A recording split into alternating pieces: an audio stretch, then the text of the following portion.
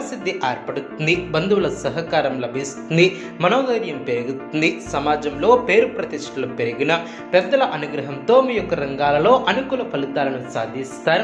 సమయాన్ని వృధా చేయవద్దు, మనోబలం తగ్గకుండా చూసుకుంటారు. మీ యొక్క రంగాలలో ఆచితూచి ముందుకు సాగుతారు. గత అనుభవంతో పనిచేస్తే మేలు చేకూరుతుంది. పక్కా ప్రణాళిక ద్వారా సత్ఫలితాలను సాధిస్తారు.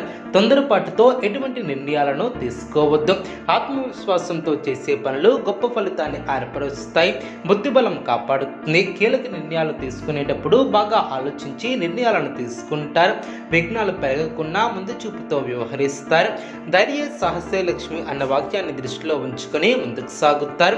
విశేషమైనటువంటి కార్యసిద్ధి ఏర్పడుతుంది. లక్ష్మీ కటాక్షం సిద్ధిస్తుంది. ఉద్యోగంలో శ్రమతో కూడినటువంటి విజయాలు ఏర్పడిన పట్టుదల తగ్గకుండా చూసుకుంటారు.